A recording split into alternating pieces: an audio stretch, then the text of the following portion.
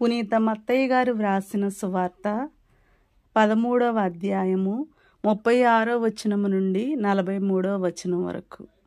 అప్పుడు యేసు ఆ జనసమూహములను వదలి ఇంటికి వెళ్ళెను. శిష్యులు ఆయనను సమీపించి, గోధుమలు కలుపు గింజల ఉపమానమును వివరింపుము అని కోరిరి.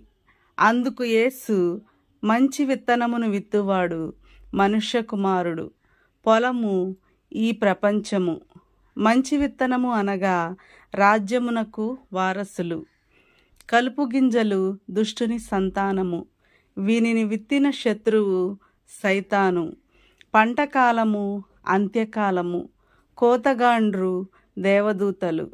కలుపు మొక్కలు ఎట్లు ప్రోవు చేయబడి అగ్నిలో వేయబడెనో అట్లే అంత్యకాలమందును జరుగును.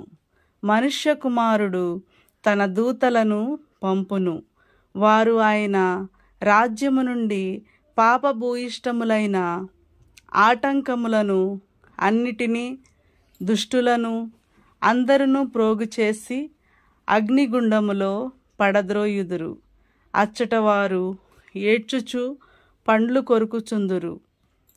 అప్పుడు నీతిమంతులు తమ తండ్రి రాజ్యములో సూర్యుని వలె ప్రకాశింతురు.